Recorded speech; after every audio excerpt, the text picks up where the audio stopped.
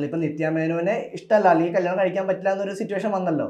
അതിനുശേഷം ഒരുപാട് പേര് ഇഷ്ടമാണെന്ന് സന്തോഷേട്ടൻ പറഞ്ഞു. അത് ശരിക്കും ലവ് ആയിരുന്നോ ക്രഷ് ആയിരുന്നോ? ക്രഷ് ആയിരുന്നു. നിത്യമേനോണ്ടായിരുന്നു ലവ് ആയിരുന്നു. എനിക്ക് മനസ്സിലായി ട്രൂ ലവ് വർക്കൗട്ട് ആവില്ല. ഈ കാലത്ത് ട്രൂ ലവ് വർക്കൗട്ട് ആവില്ല. അവസാനം ആത്മഹത്യ ചെയ്യുക, എന്തൊക്കെയാണ് നടക്കുന്നത്. ഇപ്പോഴത്തെ ജനറേഷൻ പിള്ളേരുണ്ടല്ലോ 2005 അവരെന്നെ കൂടുതൽ കളിയാക്കണം. അവർക്കെല്ലാം ഗേൾ ഫ്രണ്ട് ബോയ് ഫ്രണ്ട് എല്ലാം ഉണ്ട്. അവർക്ക് ബ്രേക്കപ്പ് അയക്കാൻ ഒരു വിഷമവും ഇല്ല. കാരണം അവർക്ക് ആ സിൻസിയറിറ്റി ഇല്ല. അവർക്ക് ആ ഒരു ഇതില്ല. ട്രൂ ലവ് ഇനിയുള്ള കാലത്ത് പണ്ട് എടപ്പള്ളിലാകെ എത്ര പേര് ആത്മഹത്യ ചെയ്യണം. ട്രൂ ലവ് ഇനിയുള്ള കാലത്ത് വർക്കൗട്ട് ആവില്ല. പ്രാക്ടിക്കലി പറഞ്ഞാൽ ഇപ്പോഴത്തെ പിള്ളേർക്ക് അവർ സെക്ച്വലി ഫ്രസ്ട്രേറ്റഡ് ഒന്നല്ല. ഇപ്പോഴത്തെ പിള്ളേരാണ്, ഈ ന്യൂജൻ പിള്ളേരാണ്.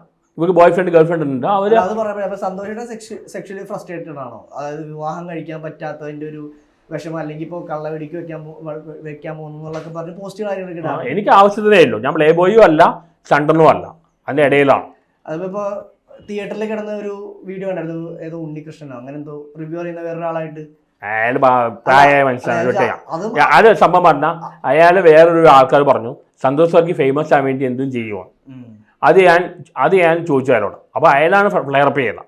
അയാൾ 72-70 വയസ്സിലാണ്. അയാൾ വിട്ടേക്കുക. ഇനി അത് നടണം.